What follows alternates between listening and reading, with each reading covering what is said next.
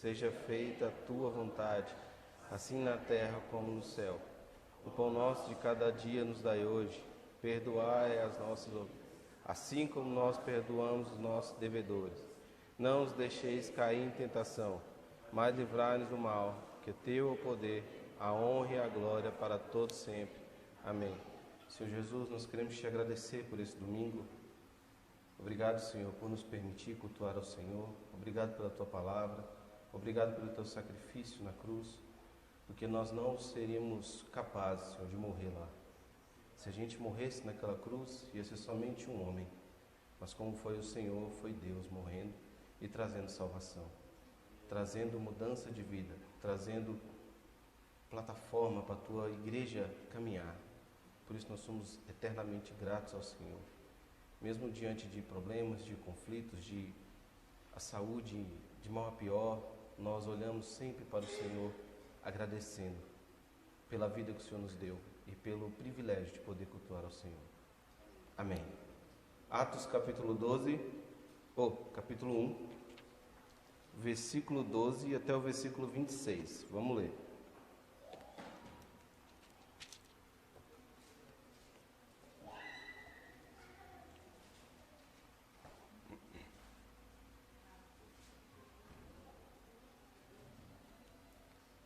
Atos capítulo 1, versículo 12 até o versículo 26. Amém?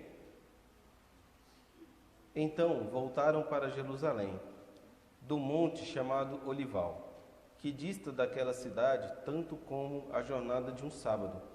Quando ali entraram, subiram para o cenáculo, onde se reuniam Pedro, João, Tiago, André, Filipe, Tomé, Bartolomeu, Mateus, Tiago, filho de Alfeu, Simão, o Zelote, e Judas, filho de Tiago.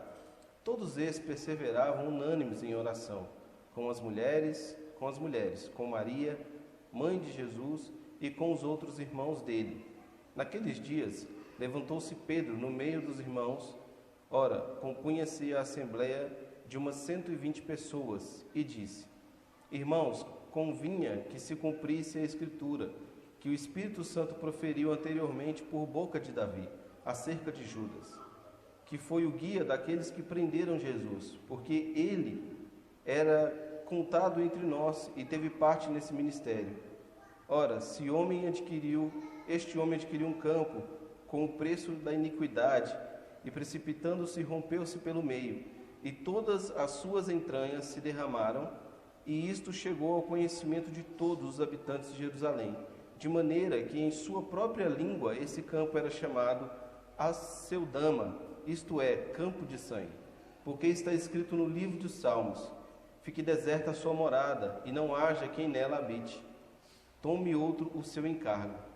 É necessário, pois, que dos homens que nos acompanharam todo o tempo que o Senhor Jesus andou entre nós, começando no batismo de João, até o dia em que dentre nós foi levado às alturas, um destes se torne testemunha conosco da sua ressurreição. Então propuseram 2, José, chamado Barsabás, cognominado Justo, e Matias, e orando disseram: Tu, Senhor, que conheces o coração de todos, revela-nos qual destes 2 tens escolhido para preencher a vaga nesse ministério e apostolado, do qual Judas se transviou, indo para o seu próprio lugar. E os lançaram em sortes, vindo a sorte recair sobre Matias, sendo-lhe então votado o lugar com os 12 apóstolos. Vamos orar novamente? Senhor Jesus, que o Senhor nos abençoe nessa noite com o entendimento da Tua palavra, que o Teu Santo Espírito penetre na nossa mente para a gente compreender, Senhor, o que está escrito, compreender o que o Senhor deixou registrado através desses homens, para que a gente caminhe de maneira sadia, para que a gente caminhe de uma maneira que glorifique o Teu santo nome. Nos abençoe nessa hora, em nome de Jesus. Amém. Podem sentar.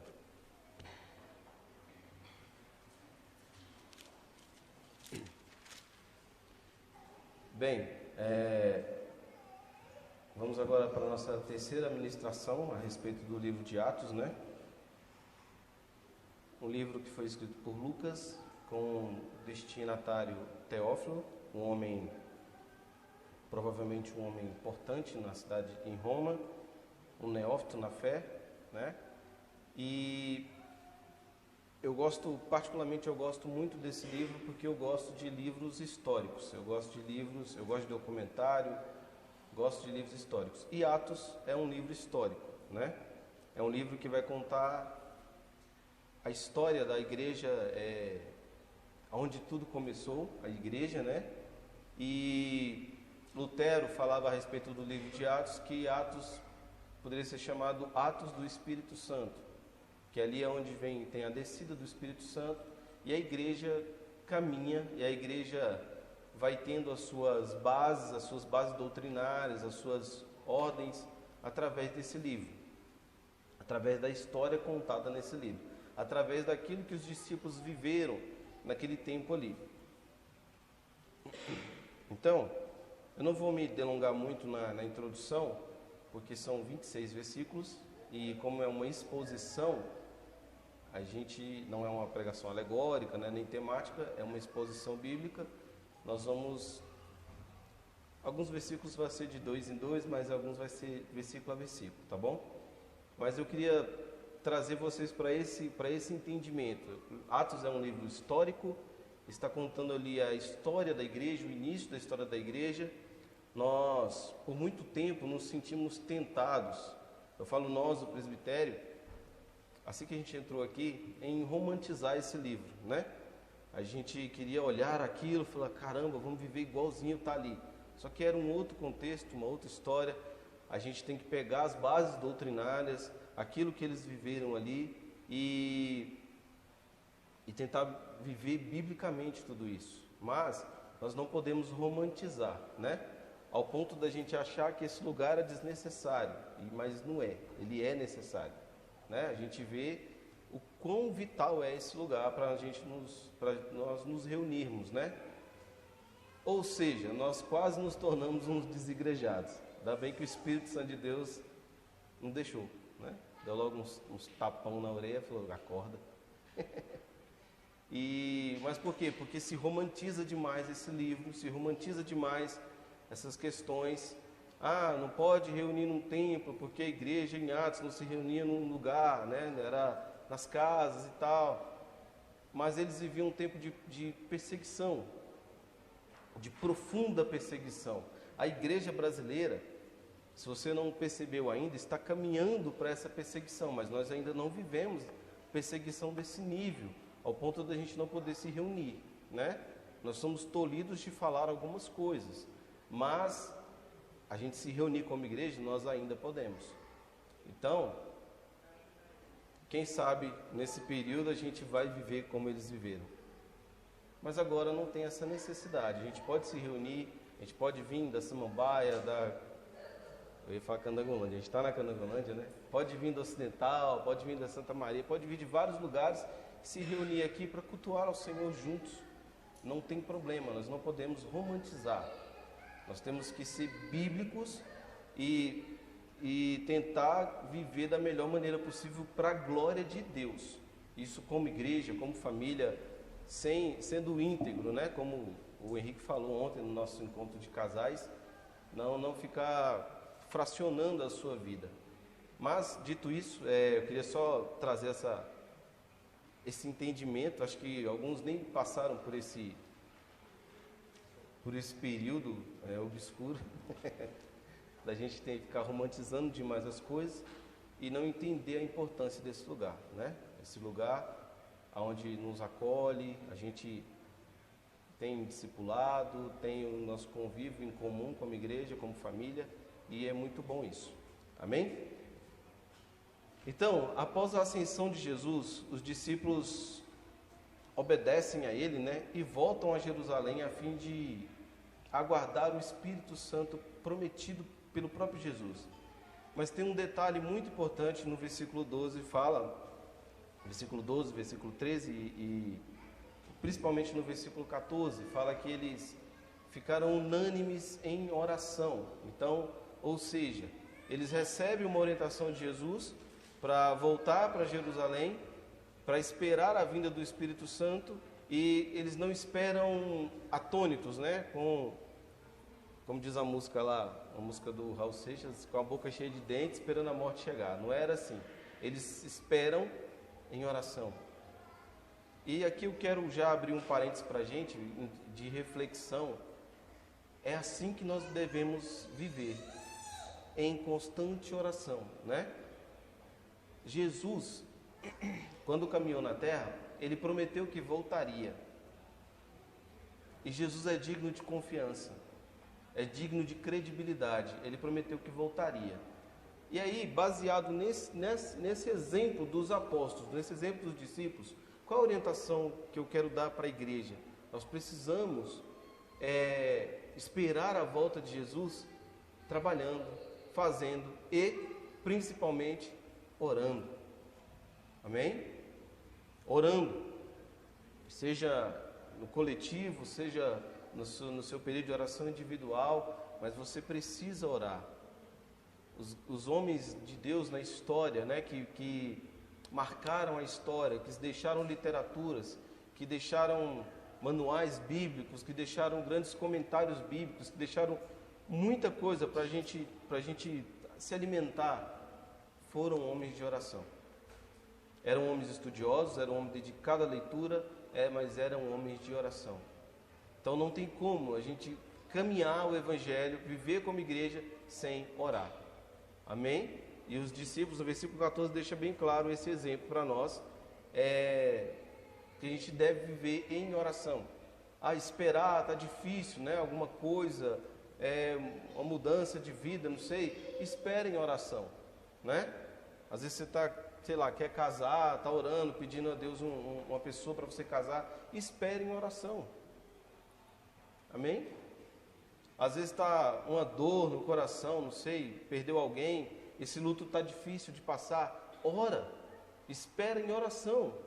Então esse é o exemplo para nós. Aqui no versículo 14 vai falar sobre isso, que eles ficaram unânimes em oração. Na semana passada o Henrique falou sobre a ascensão de Jesus, né? E ele fez um comentário que me chamou a atenção, que ele falou assim: vocês conseguem imaginar a cena gloriosa de os discípulos contemplarem Jesus subindo aos céus?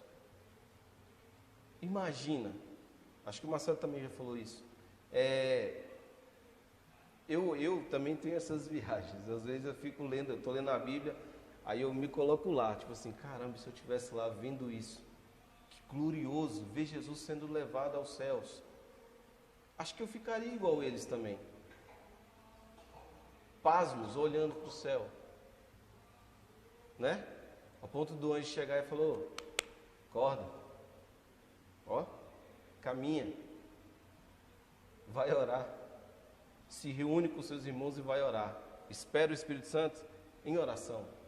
Eu também ficaria atônito olhando aquela cena. Então, é um conselho para você: leia a Bíblia também tentando imaginar a cena, mas tome cuidado para você não viajar demais, né? Senão você vai pecar. Tome cuidado. Nossa, será que cor que era o sapato do fulano lá, né? Igual tem um livro do Max Lucado, As Últimas Horas de uma Sexta-feira. Ele fez um livro imaginando como seria, né? O cara está lá no templo, o véu se rasga. A Bíblia não fala nada sobre qual foi a reação do guardião do templo, qual foi a reação do diácono que estava ali. A Bíblia não fala nada. E aí ele deu uma viajada e fala: ele saiu correndo, o véu do templo se rasgou. A Bíblia não fala. Então, se a gente vai ler a Bíblia tendo essas viagens que eu tenho, tome cuidado para não viajar demais, né? Mas eu fico imaginando, cara, imagina a cena de Jesus sendo levado aos céus. Imagina a cena de Jesus na cruz, tomando fôlego e pedindo: Pai, perdoa-lhes, eles não sabem o que fazem. Maior demonstração de amor, de força, de obediência, de integridade com a missão. Eu fico imaginando essas coisas. Amém? Mas vamos lá. Então, eles estão ali reunidos, né? Voltam para Jerusalém. O versículo 12 diz assim: então voltaram para Jerusalém, do monte chamado Olival, que dista daquela cidade, que distancia daquela cidade, tanto como a jornada de um sábado. Então, meus irmãos, o Monte Olival, só um minuto.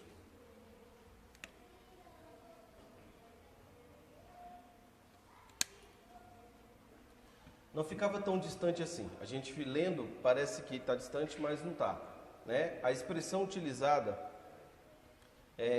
como a jornada de um sábado é uma expressão judaica, né? É um linguajar judaico da época, que significa uma distância de, alguns teólogos dizem que é 800 metros, outros dizem que é 1 quilômetro, 1 quilômetro e 200 mais ou menos aí, mas é nessa média aí. Por que isso? Porque na lei era a distância que um judeu poderia percorrer no sábado, né? Não poderia andar mais do que isso. Isso aqui não quer dizer que essa história que é citada aqui ocorreu em um sábado, como eu já vi algumas pessoas pregando, por conta desse jornada de um sábado, afirma que isso aconteceu em um sábado, né?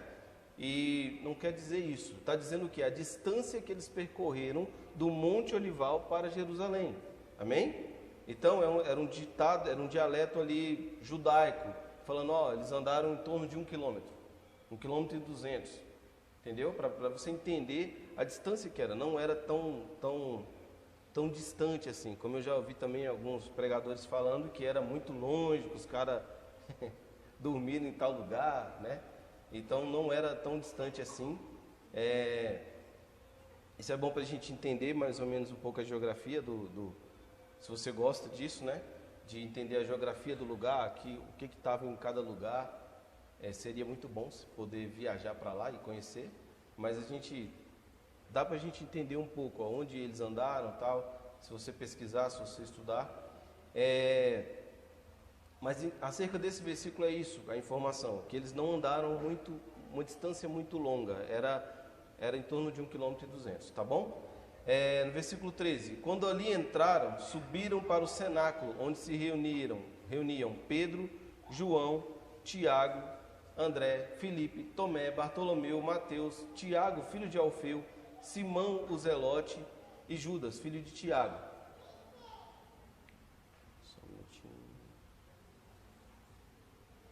Lucas menciona aqui o nome dos 11 apóstolos que permaneceram. O Judas que a gente leu aqui não é o Judas Iscariotes, tá bom? E aponta que eles se reuniram no cenáculo quando chegaram em uma casa em Jerusalém. Cenáculo era um local mais reservado, né, utilizado para as refeições. Foi também em um cenáculo que Jesus tomou a ceia com seus discípulos. E esse lugar seria propício para que eles se reunissem em oração.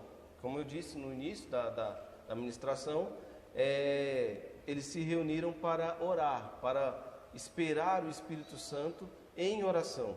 Amém? Então, esse lugar seria um lugar propício, que era um lugar mais reservado, era um lugar que não tinha tanto movimento assim. Então, era um lugar mais para as refeições, mas foi bom também para que eles se reunissem para orar. Então, como eu disse também, foi em um cenáculo que eles se reuniram para tomar a ceia com o Senhor. Alguns teólogos falam que foi no mesmo cenáculo, mas não há nenhuma evidência disso, de que foi no mesmo cenáculo.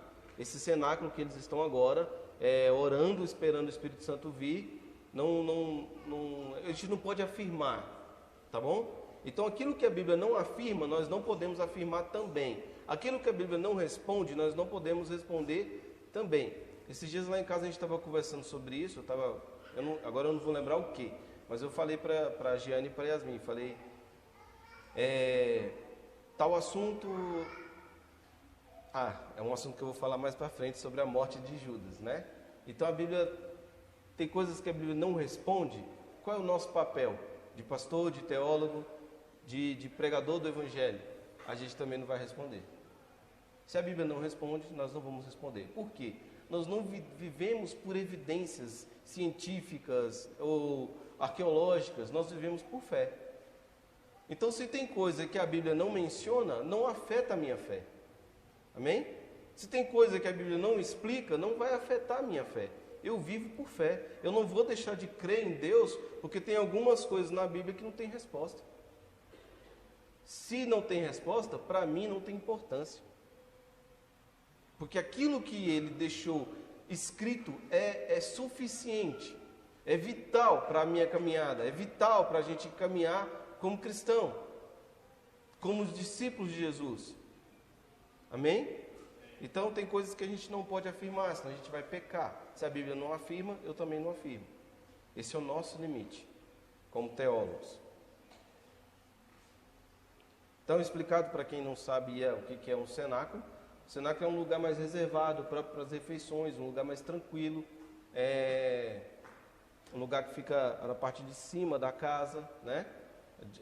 Diferente dos dias de hoje, que a gente almoça numa sala de jantar, ou às vezes na cozinha, não sei. Então é um lugar mais em cima, reservado para as refeições, né? E aí é um lugar propício para as orações. Versículo 14. Todos estes perseveraram unânimes em oração, com as mulheres, com Maria, mãe de Jesus, e com os irmãos dele. Um dos destaques desse livro é esse versículo, onde diz que os discípulos perseveraram unânimes em oração. Essa era uma época de dificuldades, de perigos para os discípulos. Eles eram como ovelha no meio de lobos. E a orientação bíblica até hoje, foi o que eu dei muita ênfase aqui no início, é o quê? Tem alguém aflito, está com problema? Ore. Tiago capítulo 5, versículo 13. Tem que esperar em algo? Ore. Está com dificuldade de entender alguma coisa? Ore. Está com dificuldade de entender a vontade de Deus? Leia e ore. Então, a orientação bíblica não muda, é a mesma. E esses discípulos estavam vivendo, o mestre deles tinha acabado de morrer numa cruz, tinha acabado de ressuscitar, caminhar com eles e foi embora de novo. Imagina um coração inseguro, um coração ansioso. Imagina como ficou. Caramba, a gente olha para ele e acha que as coisas vão ser resolvidas assim. E ele fala, vai para Jerusalém, vai orar. Eu vou mandar o meu Espírito. E preguem o Evangelho. Aí antes dele morrer, ele falou, pregue o Evangelho. Vão, pregue o Evangelho, ensine tudo que eu ensinei para vocês. Batizem eles em nome do Pai, do Filho e do Espírito Santo. Então, ele vai e deixa uma missão, uma gloriosa missão. Mas então, era um período de... Às vezes a gente fica meio assustado, né, com algumas coisas que a gente vê nas redes sociais, na televisão, as barbaridades de hoje. Hoje eu tive uma conversa com um primo e eu falei, cara, tem 9 anos que eu congrego com o meu pastor e há 9 anos ele fala, o mundo quer destruir os seus filhos. E eu acho que as pessoas não se atentaram a isso. Tem 9 anos que eu escuto isso, porque ele estava aterrorizado com o que está acontecendo e com o que os filhos dele chegam contando da escola, e são crianças, deve ter 7 anos, Elisângela, por aí, crianças, chegam contando barbaridades. Então, e ele falando que está ensinando os filhos dele de forma radical, para que eles não aceitem as ideologias, não aceitem o que é ensinado lá. E eu falei, cara, leia a Bíblia com seus filhos todos os dias. Leia com seu filho. Leia com seus filhos. Mas, qual é a nossa esperança? Nós acabamos de concluir a exposição do livro de Apocalipse. Está lá a nossa esperança. Jesus venceu. Jesus venceu a morte, Jesus venceu o pecado, Jesus venceu o mal. Ele é a nossa esperança. Então, você está aflito, está confuso? Ore. A orientação não mudou. Os discípulos foram para Jerusalém, foram para um cenáculo orar. E muitas vezes nós não recorremos a esse recurso que nós temos, de oração, de orar ao Senhor, de buscar ao Senhor. Eu acho que de 2 a 3 vezes na semana, o grupo do presbitério, nós 4 lá, Irmão, ora por mim e tal coisa, ora por mim e tal coisa, ora, ora, ora, ora. Cara, a gente precisa orar. Toda segunda-feira, sala de oração. Eu estou fazendo em inglês. Daqui um dia eu vou pregar em inglês. Oi? Todos os dias, 6 horas da manhã. Leitura compartilhada. Oração no final. Muito bom. Eu consegui participar algumas vezes. Foi maravilhoso. Muito bom. Então a gente tem alguns recursos que nós podemos usufruir. E às vezes a gente olha para o mundo espantado e fica apavorado. E a oração pode te trazer paz ao seu coração, reflexão nas Escrituras pode trazer paz ao coração, entendimento do que está escrito traz paz ao coração. A nossa intenção em expor o livro de Apocalipse foi para trazer paz ao coração. E desespero ao coração também. Para que você fique desesperado e corra para Jesus. Para que você fique desesperado e vai orar. Para que você fique desesperado e leia a Bíblia. Para que você fique desesperado e congregue. E confesse seus pecados. E ame o seu irmão e permita ser amado. Mas tudo isso em paz. É conflitante, mas é possível. Em paz, confiando no Senhor, confiando em sua soberania, confiando em tudo que Ele faz, confiando em tudo que Ele vai fazer e confiando em tudo que Ele já fez. Amém? O fato de também ter unanimidade é porque eles ainda também não tinham passado por influências, né? Eles tinham acabado de pegar a coisa pura ali, juntamente, vindo direto de Jesus.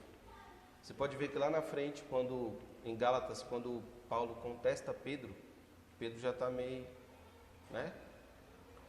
Já está influenciado pelos judaizantes. No meio dos judeus ele é uma coisa, no meio dos irmãos ele é outra. Então, ali, naquele período, eles estão unânimes. E aqui eu também quero fazer um alerta para a igreja. Qual é a teologia da sua igreja? Reformada. Nós precisamos estar unânimes. Eu não posso subir nesse púlpito e ensinar sobre predestinação. Eu ensinar sobre predestinação. E semana que vem o Marcelo vir ensinar sobre livre-arbítrio.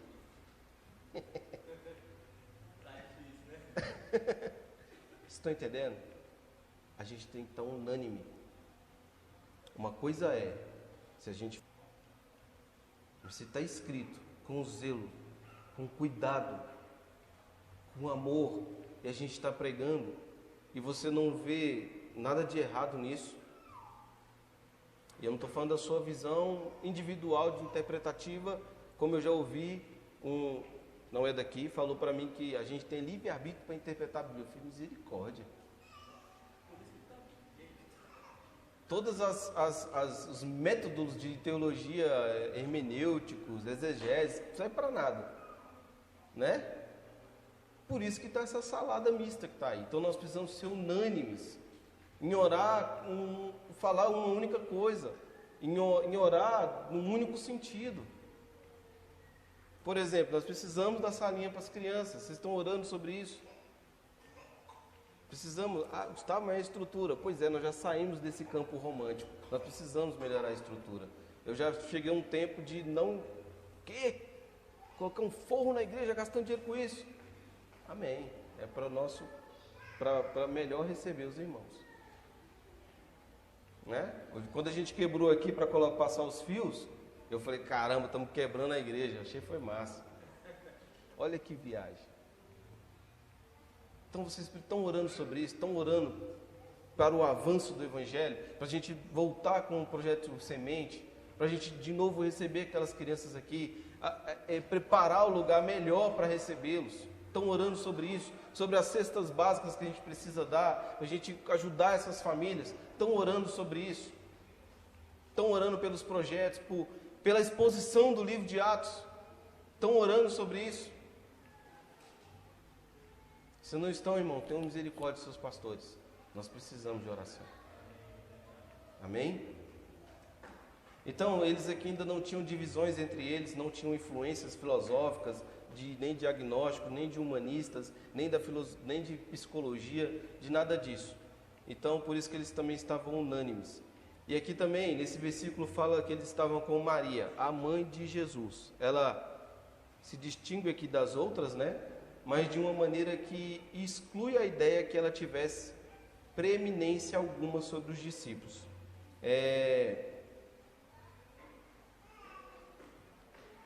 Espera aí só um minutinho.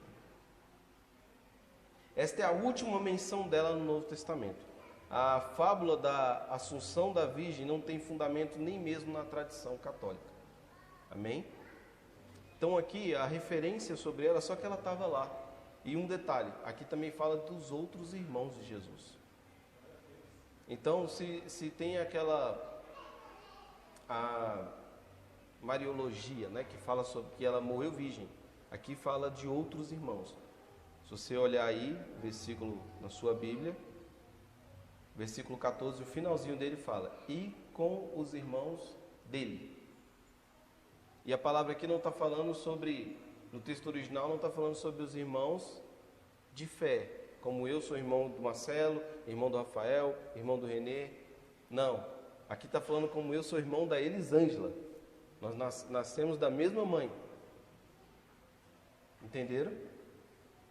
É nesse sentido. Então, já quebra por terra aí a fábula da Assunção virgem, né? E não tem fundamento nenhum. A Bíblia não fala mais nada sobre ela. Foi uma mulher extremamente importante para o mundo. Foi ela que criou Jesus. Foi ela que conduziu Jesus. Foi ela que ensinou Jesus a tudo. Provavelmente foi ela e seu marido José que ensinou a lei a Jesus. Amém? Foi ela que deu banho no Jesus, foi ela que amamentou ele. Olha que honra, olha que honra. Essa mulher precisa ser respeitada.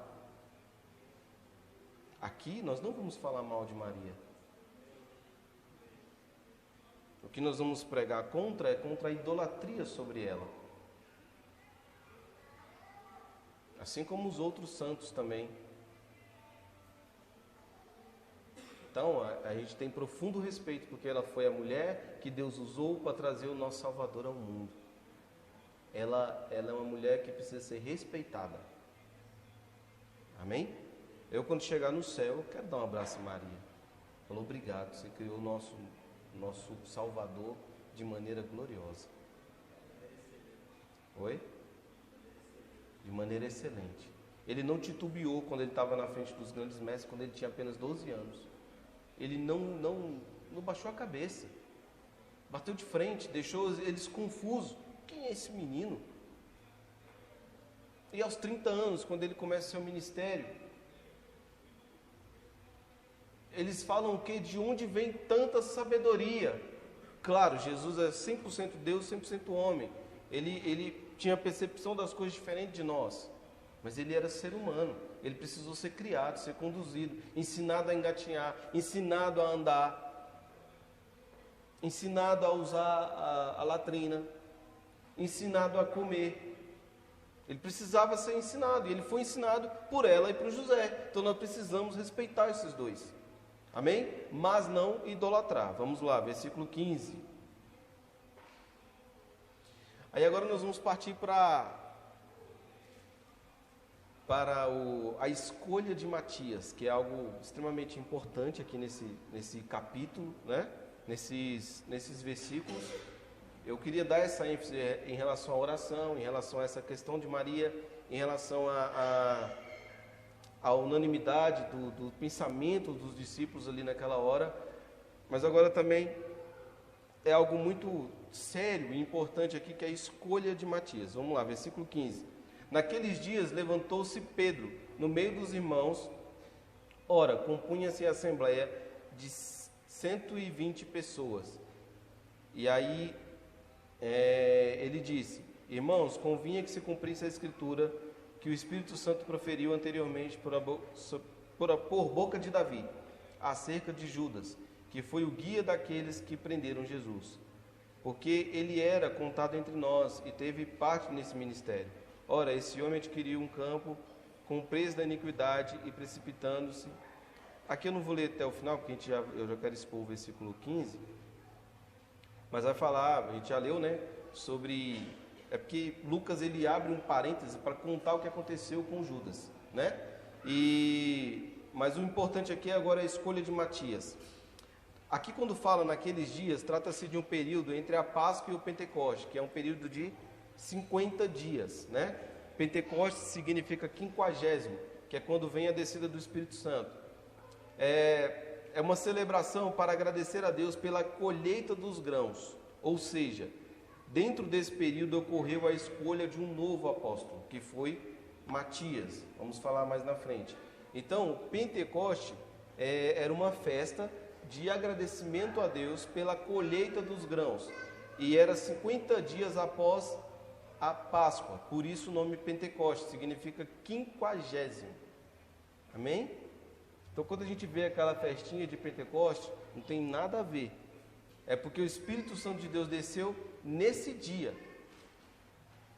Só isso. O Pentecoste já existia. A festa é do Velho Testamento. A festa é de agradecimento a Deus pela colheita dos grãos.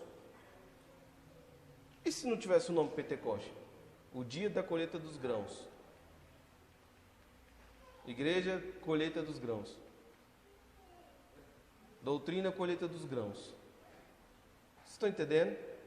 Então, foi o dia que aconteceu. O importante não é esse nome Pentecoste. O importante é a descida do Espírito Santo de Deus, capacitando aqueles homens para morrer de maneira honrosa, para pregar o Evangelho sem temor, para curar os enfermos, para trazer uma plataforma doutrinária para a igreja. Foi para isso. Não é o dia, meus irmãos, é o que aconteceu. Não é o dia, é o Espírito Santo de Deus. O Deus esquecido, porque Ele é Deus. E muita gente trata Ele de maneira que Ele não merece ser tratado. Ele é Deus. Ele precisa ser amado, honrado, assim como nós amamos Jesus, assim como nós honramos Jesus, assim como nós honramos o Deus Pai, assim como nós amamos Deus Pai. Nós precisamos honrar e respeitar e amar o Espírito Santo de Deus. Não é o dia que é importante, foi o que aconteceu. Amém? Só um minuto.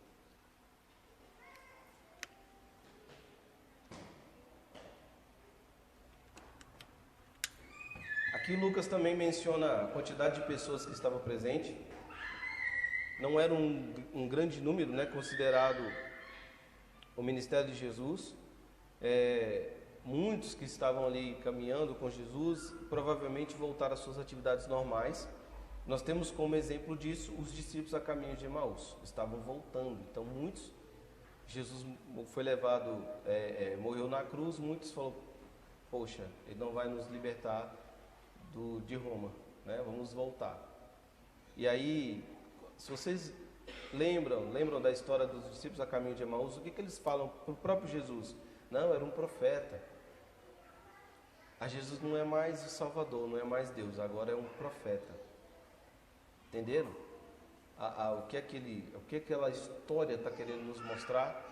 Quando você para de olhar para Jesus da maneira como Ele é, aí Ele vira uma outra coisa para você, no seu coração. Você precisa olhar para Ele como Ele é Deus. Ele é o nosso Salvador, Ele é o nosso Senhor. Então muitos voltaram para suas atividades normais. Os próprios discípulos, alguns deles já estavam pescando novamente. Não é? Jesus não vai na praia, tem os discípulos pescando. O que acontece com Pedro? Pedro não está pescando. Muitos voltaram às suas atividades normais. Eu vi o Augusto Nicodemos falando sobre esse versículo e ele fala assim: é interessante que o ministério mais glorioso que já teve na terra de pregação, de ensino, de milagres, só tinha 120 pessoas reunidas. E ele dá ênfase o quê? O número não deve chamar a sua atenção. Às vezes a gente passa e vê a igreja cheia, né? pessoas na porta, pessoas assistindo pelo telão a pregação, mas e que tipo de mensagem está sendo pregada lá? Estamos numa geração onde elas querem que o ego seja massageado, querem que falem para elas que elas são o centro do coração de Jesus. Oh, você é tão importante que Jesus precisou morrer na cruz. Você é tão importante que Jesus morreu por você. Ele não suportava olhar para você e ver você no inferno. Por isso ele morreu para você, porque você é importante demais. Nada disso. Sabe o que a Bíblia fala? Que você é mau. Você é tão mau que Jesus precisou morrer na cruz. Porque você não era capaz de se salvar. E quando eu falo você, eu me incluo. Eu, mau. Jesus morreu por mim, porque eu não sou capaz de me salvar. Eu não tenho essa capacidade. Seja honesto consigo mesmo, você não é perfeitamente bom. Hoje você teve pensamentos maus. Alguma fagulha de maldade passou no seu coração hoje. Nós não somos 100% bons. Se a nossa bondade, se os nossos atos de justiça nos salvasse, Jesus não precisava ter vindo. Que fique claro isso para vocês. Fuja desse evangelho que vai massagear o seu ego. Corra para o evangelho que fale, você precisa se arrepender do seu pecado, senão você vai para o inferno. Corra para esse evangelho. Você não precisa somente mudar os seus hábitos, você precisa nascer de novo. Você não precisa somente parar de fazer algumas coisas, você precisa fazer outras. Não é somente parar, mas é agir diferente, é pensar diferente, é enxergar a vida de maneira diferente. Olha o que nosso irmão falou aqui, o Madison. Cosmovisão transformada, uma cosmovisão bíblica, uma cosmovisão que passa pela Bíblia. O filtro é a palavra. Amém?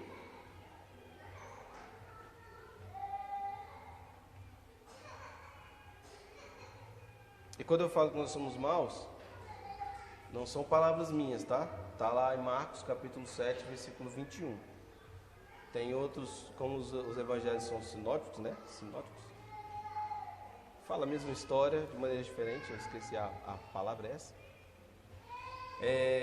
Tem outros textos também, mas o mais evidente é esse, Marcos capítulo 7, versículo 21. Está dizendo lá que nós somos maus. É do interior do homem que procede toda a maldade. Os maus pensamentos, os homicídios, tudo. É do interior do homem. Então é esse evangelho, irmãos, que você precisa correr para ele. É esse evangelho que você precisa caminhar. Olhando para o Senhor como só Ele pode me salvar. Que eu sou mau. Ou vai me dizer que você, sei lá, eu estou com 42 anos. Mas você tem 20 anos, sei lá, um exemplo. Ou 30. Você nunca teve preguiça. Você nunca pensou em dar um soco em alguém. Você nunca pensou em revidar uma fechada no trânsito. Você nunca olhou para uma mulher com um olhar cobiçoso. Você nunca olhou para um homem com um olhar cobiçoso. Você nunca invejou a riqueza do outro. Vai me dizer que, eu estou citando alguns exemplos, vai me dizer que você nunca teve isso. Meu irmão, se você nunca teve isso, sobe ali que a gente vai crucificar você. Porque você é Jesus. Está vendo? Se a gente for sincero conosco, em algum momento da nossa vida nós pecamos. Eu tenho certeza que hoje nós pecamos. O que a gente não pode é viver uma vida de pecado. Entendeu? Rolar na lama e ficar lá. Pecar, se arrepender, ir bola para frente, vamos embora, confessar o pecado, né? Não ficar com um pecadinho ali de estimação, guardando aquilo. É luta diária, meu irmão. Luta diária, nós estamos em guerra. Amém? Então, tudo isso eu falei para falar que igreja cheia não quer dizer muita coisa. Não que a gente goste da igreja vazia, muito pelo contrário, a gente queria que a igreja estivesse cheia. Mas muitas vezes as pessoas não estão dispostas a ouvir a verdade. Preferem ter o ego massageado. Esse final de semana teve um pregador aí, cobrou nos R$380, eu acho que foi isso. Não tinha mais ingresso. Lotou o lugar para massagear o ego das pessoas.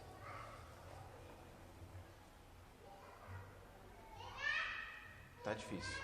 Amém? Então, Jesus, o maior pregador que já existiu na história, quando ele foi, só tinha 120 pessoas na sua igreja. Versículo 16. Irmãos, convinha que se cumprisse a escritura que o Espírito Santo proferiu anteriormente por boca de Davi, acerca de Judas, que foi o guia daqueles que prenderam Jesus.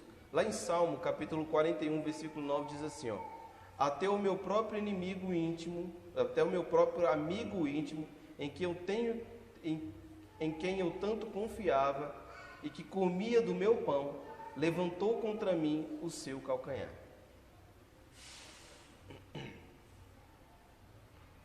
Quando Pedro está dizendo aqui a respeito da boca de Davi, que o Espírito Santo proferiu anteriormente, está dizendo sobre esse salmo.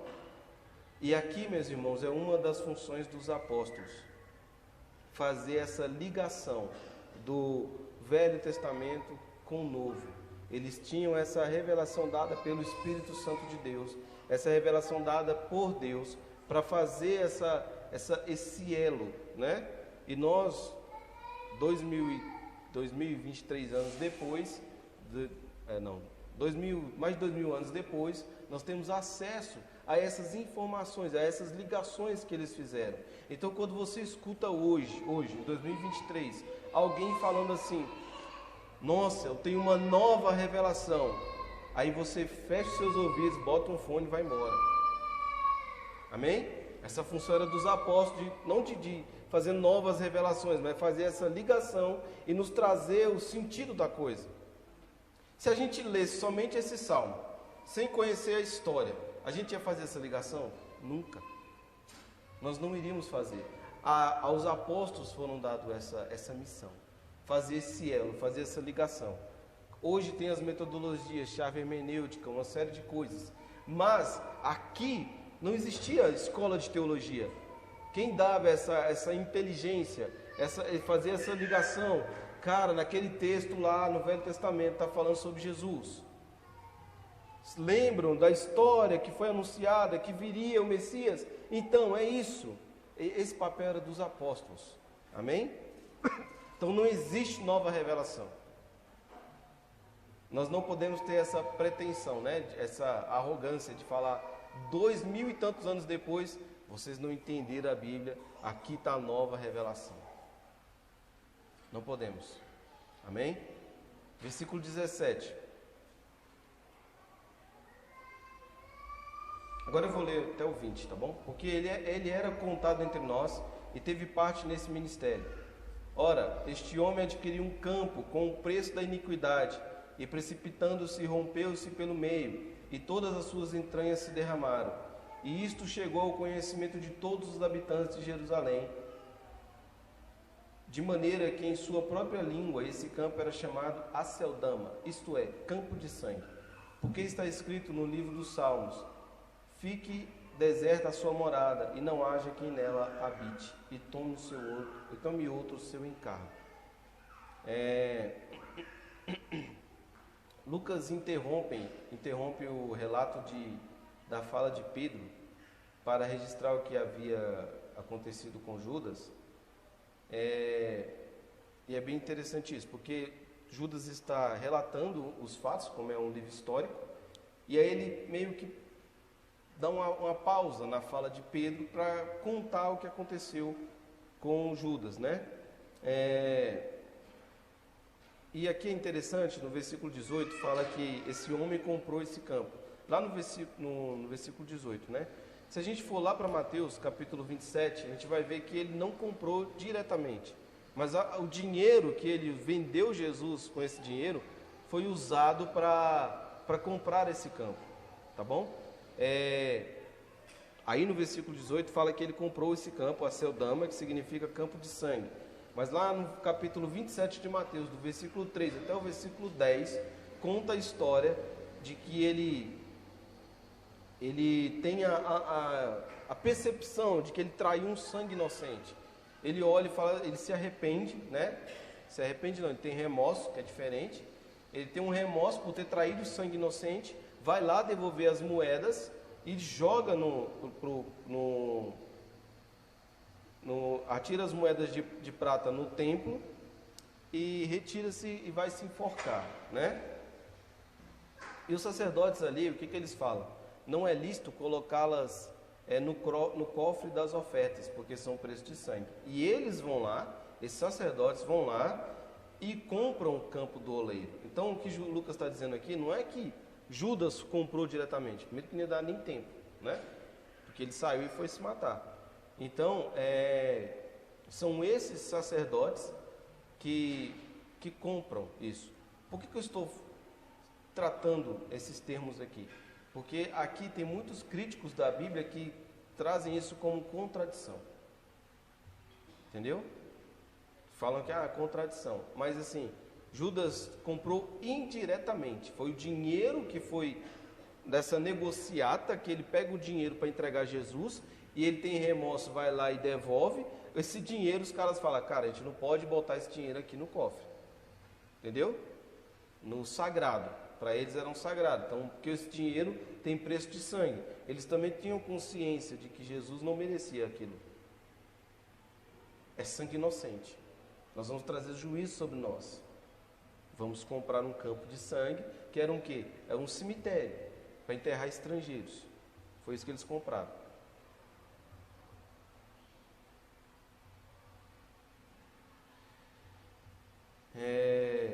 O versículo 19 também é um prato cheio para os críticos da Bíblia. Por quê? Se vocês prestarem atenção na leitura,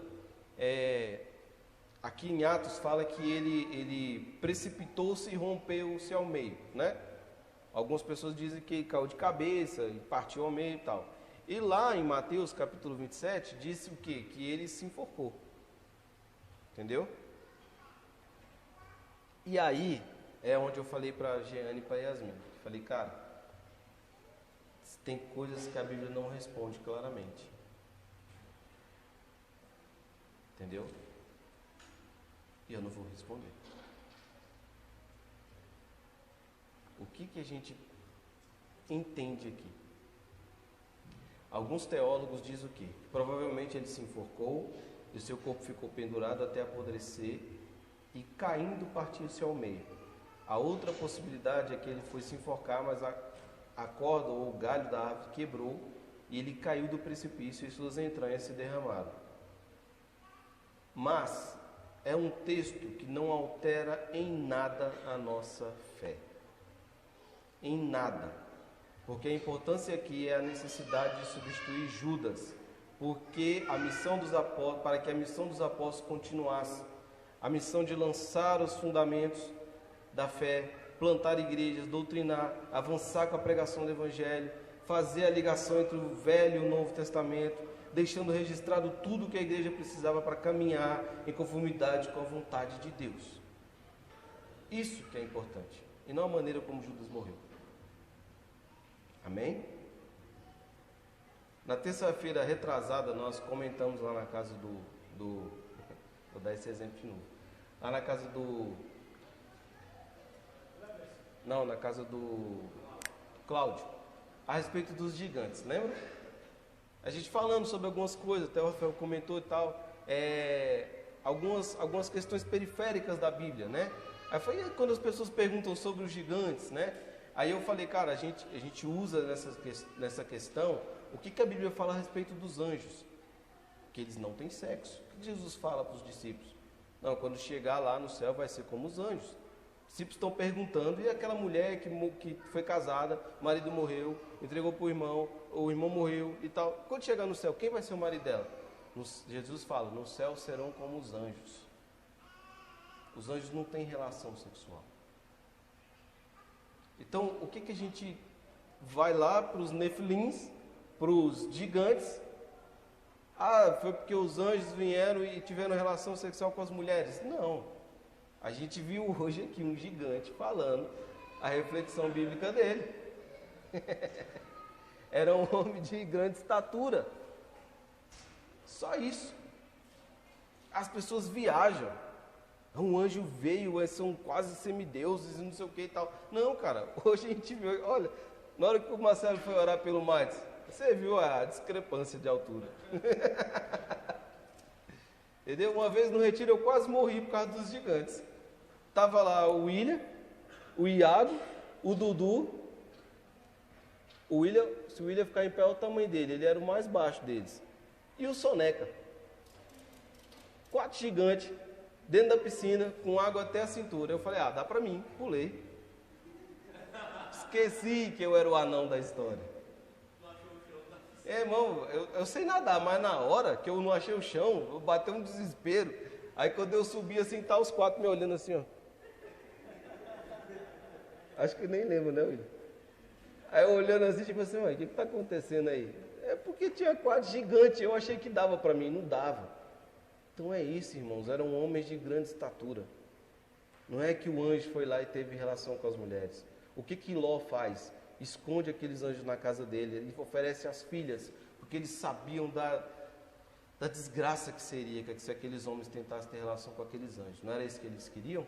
Eles não vão lá bater na porta de Ló? Nós queremos ter relação com esses homens aí, com esses varões. Eram anjos. A Bíblia ela é interpretada por ela mesma. Então se Jesus falou que os anjos não têm sexo, meu irmão, o anjo do Velho Testamento é anjo também. Entenderam? É anjo também, é o mesmo anjo. Deus não está, agora tem uma série de anjos que tem relação. Tem uma série de anjos que faz tal coisa. Não, ele criou tudo de uma vez. Deus não está criando um anjo lá à torta e à direita. Ele não tem necessidade disso. Amém? Então, voltando aqui para Judas, esse texto, a maneira como ele morreu, não interfere em nada na nossa fé. O importante aqui era a substituição de Judas. Deixa eu correr que o tempo está indo embora. Um outro detalhe importante aqui, irmãos, é a questão, ocupar a vaga que Judas deixou não era por conta da morte dele, mas sim por conta da sua apostasia. Amém? Ele foi contado entre os 12, ele foi escolhido por Jesus, ele caminhou com Jesus, ele fez milagres. Judas era um homem de confiança, ele era tesoureiro. Ele ouviu pregações que nós não ouvimos. O que no final do livro de João fala? Que Jesus fez coisas que nem todos os livros do mundo poderiam registrar. Não é isso que fala no final do livro de João? Então Judas viu essas coisas e ele apostava da fé. Então a substituição de Judas não é porque ele morreu, é porque é por conta da sua apostasia. Amém? Por conta do seu abandono à missão. Por quê? Se fosse assim, se fosse por conta da morte, lá em Atos capítulo 12, versículo 2, quem morre é Tiago. E a gente não vê os discípulos, os apóstolos, tendo a mesma atitude, vamos substituir Tiago. Senão, meu irmão, estava tendo substituição de apóstolo até hoje. Todo apóstolo que morria, vamos substituir. Entendeu? Não. Quando o Tiago morre lá em Atos capítulo 12, não há substituto. Acabou. Amém?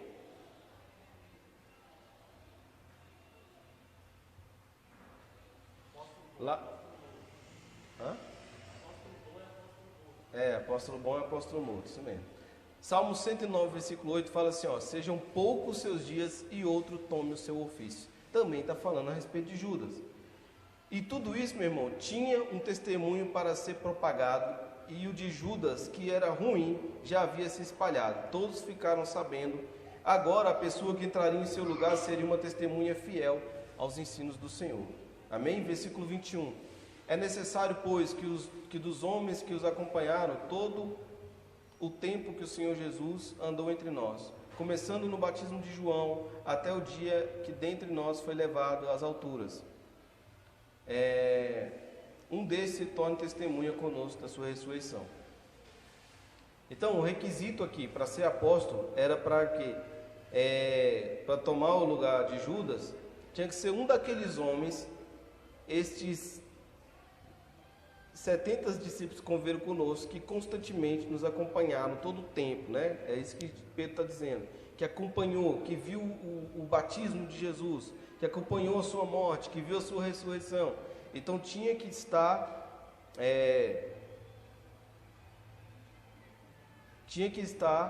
desde o início nessa caminhada. Então a gente vai entendendo que os apóstolos de hoje são falsos apóstolos, tá bom? Então, qual é o ofício oficial dos apóstolos? Testemunhar, testificar esse grande acontecimento da ressurreição de Jesus. E uma questão muito séria aqui, irmãos: quem é escolhido para ser apóstolo? Homem.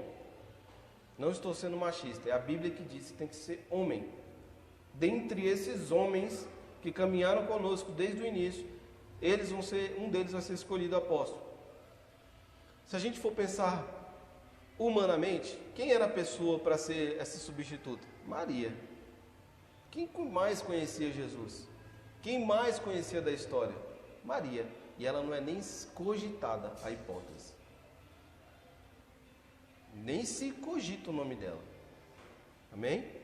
Mais uma vez voltando lá na questão da importância de Maria na história. E não foi essa. Amém? De lançar fundamento nenhum. Então, versículo 23. Então propuseram 2, José, chamado Barsabás, chamado Justo, e Matias. Então, as pessoas presentes propuseram 2 possíveis candidatos com o cargo deixado por Judas: Barsabás, o Justo. E é interessante que ele é citado como justo, mas não tem nada na história sobre ele, né? Mesmo sendo apontado como justo, a gente não sabe nada sobre ele. Mas, se para ser apontado como um dos candidatos, deveria ser uma pessoa que teria algum destaque no serviço, né? E Matias, que foi escolhido por Deus, como veremos nos textos seguintes, também tinha esse destaque. Por quê? Não é os apóstolos que apontam, é a assembleia. Então, quando uma pessoa vai ser ordenada ao pastoreio, ao presbitério, quem aponta é a assembleia.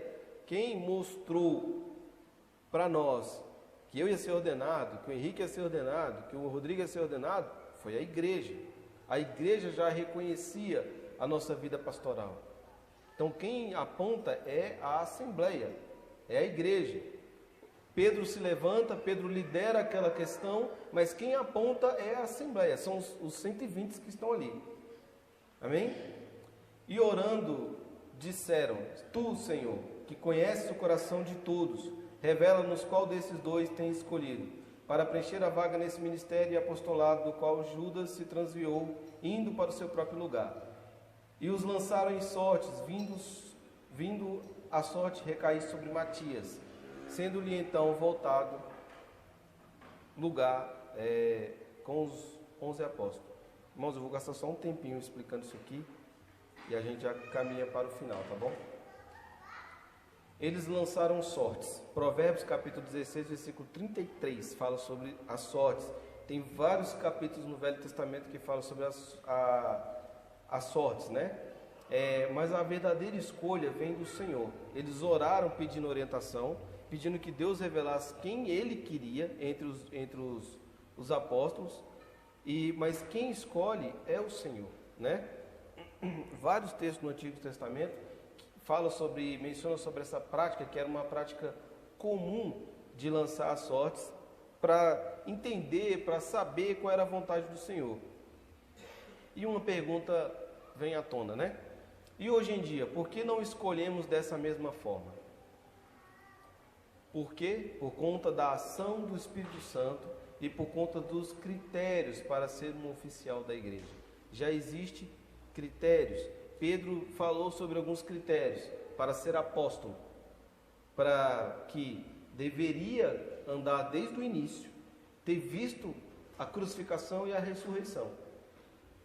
Amém? Então, hoje em dia, como não se escolhe mais apóstolo, também não se deveria, não se eleger apóstolo, não mencionar ninguém como apóstolo, não precisa mais desse mesmo critério usado por Pedro. Qual é o critério hoje? 1 Timóteo capítulo 3. homem de sua mulher, não dado muito ao vinho, né? Que rege bem a sua casa, que tem os filhos em submissão. Amém? Então os critérios já foi determinado por Paulo. Está lá em 1 Timóteo capítulo 3. E tudo isso porque esse tempo, segundo os teólogos, marca o período de transição do Velho para o Novo Testamento. Um período onde não tinha atuação plena do Espírito Santo. Ele falava através de alguns, agia em algumas situações. Agora no Novo Testamento é uma atuação plena na vida da igreja. Então esses critérios já estão pré-estabelecidos, estão lá em 1 Timóteo capítulo 3. Por isso que a gente não lança mais sortes. Amém? E não é a sorte que todo mundo pensa quando lê, que é jogar na Mega Sena. Não é isso. Ele fala, Senhor, está aqui esses dois, nós vamos lançar aqui provavelmente o nome de algum deles lá num pote, não sei, e escolhe. Aí eles entendem o que? Foi a vontade de Deus. É entender a soberania de Deus. Amém? E um detalhe importante. Por que deveria ser 12? Né? Poxa, morreu Judas, continua. Algumas pessoas falam assim, que eles se precipitaram porque o 12º apóstolo seria Paulo. Mas o próprio Paulo, ele não se considera, né, como um apóstolo. Assim, ele fala, o apóstolo Paulo, tal, mas ele não se considera estar entre os 12. Vocês entendem isso? Ele não se considera estar arrolado lá entre os 12. Está junto com os 12. Amém? Ele mesmo não se considera. Então eles não se precipitaram. Eles agiram conforme a vontade do Senhor. Porque lá no Velho Testamento estava dizendo que ele deveria ser substituído naquela hora antes da vinda do Espírito Santo de Deus. E essa substituição deveria acontecer antes. Amém?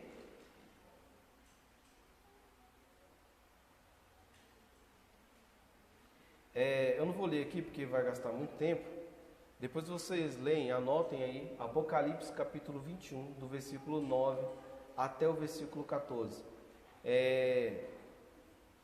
No Antigo Testamento havia 12 patriarcas, e no Novo Israel de Deus é a igreja que tem a contraparte, que são os 12 apóstolos. Então havia uma necessidade da vontade de Deus que tivesse 12 apóstolos.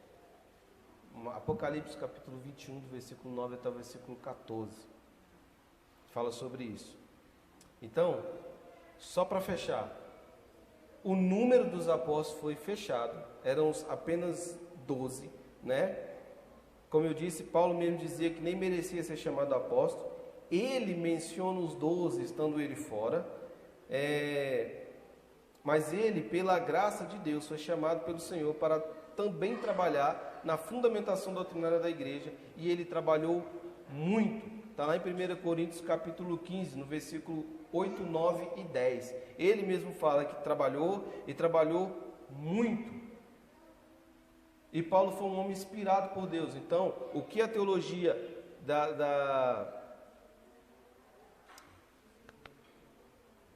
do liberalismo teológico tenta fazer, desprezando os ensinos de Paulo, é uma heresia sem tamanho. A gente não deve seguir isso. Nós precisamos entender, os escritos de Paulo foram inspirados por Deus. Paulo foi orientado por Deus para escrever aquelas cartas. E um dos agradecimentos que você tem que fazer a Deus é: Senhor, obrigado pelas prisões de Paulo. Porque se Paulo não tivesse sido preso, não precisava de carta. Ele ia pessoalmente.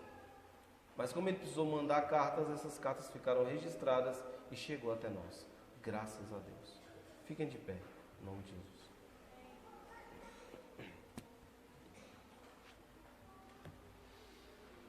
Nós vamos caminhar para a ceia. Peço para as irmãs que pode já servir. Eu queria só, enquanto as irmãs vão servindo, eu queria só, a gente fala por 1 hora, né? Às vezes você nem lembra o que eu falei no início lá. Se atentem em alguns detalhes. Oração. Recorrer à vontade de Deus. ficar unânimes em pensamentos, não ter dupla teologia na sua cabeça. Você pode até estudar a título de curiosidade. Eu já li as institutas lá de Armínio também.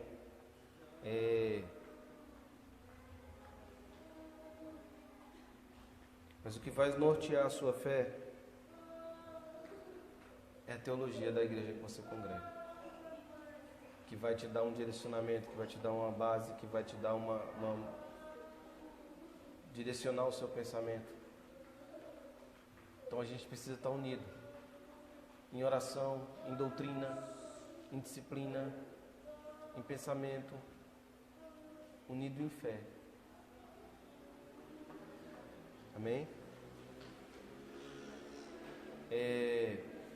Uma outra coisa que eu queria mencionar aqui é essa questão dos periféricos da Bíblia, das questões aonde a Bíblia não responde. Por exemplo, essa questão da morte de Judas. Eu citei algumas situações que os teólogos acham que pode ter acontecido, mas eu não afirmei nada. Amém? Você falar que o Gustavo falou que o Judas se pendurou na árvore, caiu, né, quebrou o pescoço. Eu não falei nada disso. Tá bom? Eu não afirmei. Aonde a Bíblia se cala, eu também me calo. Mateus fala que ele se enforcou. Lucas fala que ele se precipitou, caiu do precipício. Qual a importância disso? Nenhuma. Amém? Nenhuma. Qual a importância aqui da história de Judas? Ele foi o traidor. Ele andou com Jesus, ele caminhou com Jesus, ele apostatou da fé. Ele entregou Jesus por 30 moedas de prata. Ele não se arrependeu, ele teve um remorso. E ele morreu, irmão. E foi necessário substituí-lo. E vem Matias. Para vocês terem ideia, quando a gente tem que caminhar com uma maturidade cristã, com uma maturidade, para ter uma cosmovisão bíblica melhorada, nem Matias tem livros sobre Matias. Foi só para a gente entender o enredo da história.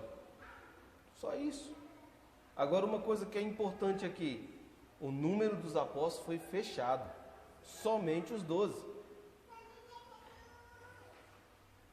Não existe hoje apostolado, não existe. O que é um apóstolo hoje? Mas sem o título, um plantador de igreja. É um plantador de igreja. Não é aquele cara que chega de helicóptero na sua congregação para pregar, a igreja lota, não sei o que e tal, e sai com um saco de dinheiro para ir embora, não. Não é esse cara. É um plantador de igreja. É o cara que está lá no Ribeirinho, lá, levando flechada de índio e pregando o evangelho, morrendo com malária. É o cara que está lá na África, lá, morrendo na mão dos muçulmanos. Amém? É o plantador de igreja, mas ele vai lá, planta a igreja, nem que ele morra, mas ele planta a igreja lá e deixa algo plantado, fundamentado, com doutrina, com regras de culto. Esse não é chamado de apóstolo, mas é um plantador de igreja. Mas essa era a função. A função era essa. Então hoje não existe apóstolo. Amém? A gente já tratou sobre isso numa outra vez que nós expomos o livro de Efésios. Quando fala sobre os dons, a gente falou sobre os dons espirituais. Mas boa parte das pessoas que estão aqui hoje não participaram dessa exposição. Então é importante a gente sempre relembrar que não existe apóstolo. Amém? Existe pastor, existe presbítero, existe diácono. Tem uma série de outros títulos, de outros cargos, de outras funções, de outros afazeres na igreja, mas não apostolado. Morrer como um apóstolo ninguém quer, né? Todos eles tiveram mortes horríveis. Mas a pessoa não quer se morrer como um apóstolo. Amém? Vamos cear. 1 Coríntios capítulo 11 diz assim: pois recebi do Senhor o que também entreguei a vocês, que o Senhor Jesus, na noite em que foi traído, tomou o pão e, tendo dado graças, partiu e disse: esse é o meu corpo que é dado em favor de vocês. Façam isso em memória de mim. Meus irmãos, nós acabamos de ler sobre a troca de um apóstolo. Às vezes eu prego assim de maneira um pouco extrovertida, mas é algo muito sério. E esses homens não mediram esforços para cumprirem a missão deles. E eles sabiam que tinha que ser 12. Escolheram uma pessoa. E eles sabiam que esse cara morreria também, pregando o Evangelho. Mas eles tinham uma missão para cumprir. E nós também temos uma missão. Hoje, culturalmente falando, é o Dia dos Pais. Pais, vocês têm uma missão. A missão pode estar aí no seu colo, a missão pode ter ficado em casa, né? Mas é a sua missão. Salmo 127, versículo 3 diz que os filhos são a herança do Senhor. Essa missão que você entregou, você tem de maneira honrosa devolvê-la para Deus. Você pode não conseguir devolver, mas lá na frente você tem que bater no peito e falar: eu fiz o que foi necessário. Se possível, morra pela sua esposa e pelos seus filhos também. Hoje eu tive uma conversa com um ímpio e ele disse: o mundo quer destruir os nossos filhos. A mesma coisa que eu escuto do Marcelo há 9 anos. Desperte. O mundo não está de brincadeira. Ele quer destruir os nossos filhos.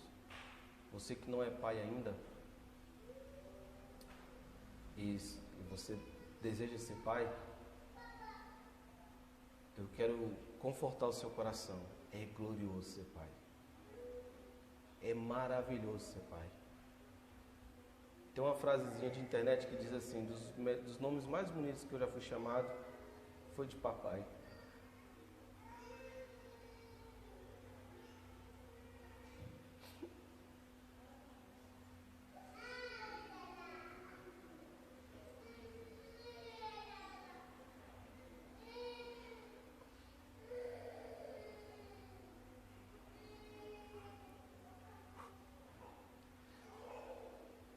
Eu me emociono, sabe por quê? Falaram uma vez para mim, antes de eu conhecer Jesus, que eu não passaria dos 20.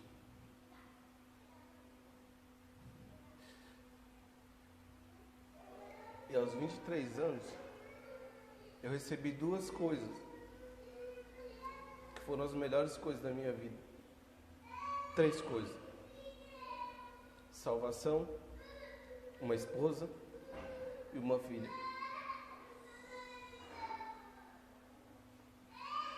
Um rapaz que falar esse aí não passa dos 20, vai seguir o mesmo caminho do irmão. Eu ouvi isso. Meu irmão morreu com 25 anos. 25?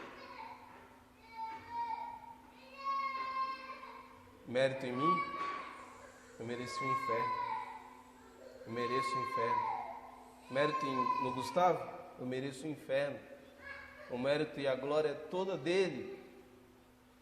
Mas eu me emociono, sabe por quê? Se você olhasse para mim aos meus 23 anos, 22 anos, você ia falar: o quê? Esse cara aí vai ser pastor? Nunca. Esse cara aí vai conseguir conduzir uma família? Nunca. Esse cara aí vai conseguir conduzir uma filha? Nunca. Mas Jesus me abençoou. Meu irmão, é glorioso ser pai. E uma coisa que nós precisamos entender: os nossos filhos não são perfeitos. Eles pecam assim como nós pecamos. E Deus me abençoou mais ainda, trazendo a Heleninha. Eu sou um pai-vô. Né? Perdão pela emoção, mas é porque eu lembrei disso. Esse dia eu sempre, desde de manhã, eu estou pensando nisso. Eu falei: cara, eu não quero chorar, mas não consigo. Eu sempre lembro disso. Que aos 23 anos, onde falaram que eu ia morrer, eu fui pai. Peguei minha filha no colo e falei para ela, diante de Deus: Você nunca vai ver o seu pai bebendo, você nunca vai ver o seu pai drogado, você nunca vai ver o seu pai brigando na rua, você nunca vai ver o seu pai roubando, você nunca vai ver o seu pai matando. Seu pai vai obedecer ao Senhor. Eu fiz essa promessa para ela, e eu repeti essa promessa para ela quando ela tinha 15 anos. Porque quando eu fiz, ela tinha acabado de nascer, entendeu? Foi nada. E eu tenho honrado essa promessa. Vontade de fazer isso que eu falei, já passou. Mas o Espírito Santo de Deus me capacitou a dizer não. O Espírito Santo de Deus me capacitou a obedecer. É por isso que quando eu subo aqui e falo que você peca porque você quer, é porque você peca porque você quer. Veio na minha cabeça essas coisas para fazer e eu não quis fazer, eu não fiz. Eu obedeci ao Senhor. Eu olhei para o Senhor, que é o autor e consumador da minha fé, e falei, é melhor obedecer. É melhor cumprir o que Ele está dizendo. É melhor fazer isso. É melhor perder. É melhor perder. É melhor ser chamado de otário, de careta. É melhor obedecer a Deus sempre. Amém? Podem comer.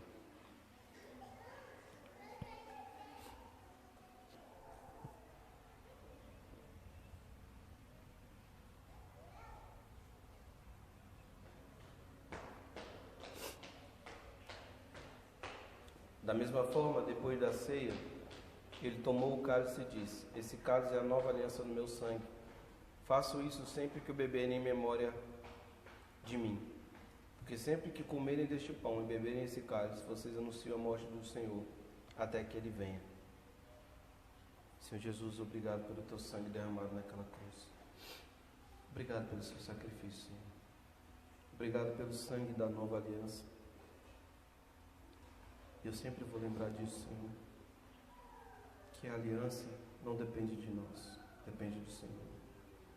Que se dependesse de mim, se dependesse dos meus irmãos, ela já teria sido quebrada. Mas como ela depende do Senhor, ela é inquebrável, ela é eterna. E é nisso que nós caminhamos e confiamos. Muito obrigado, Senhor. Podem tomar.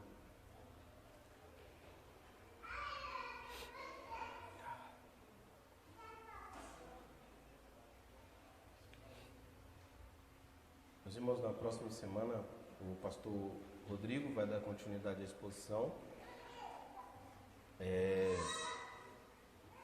Vai ler ali a partir do versículo 27. Estejam orando sobre isso.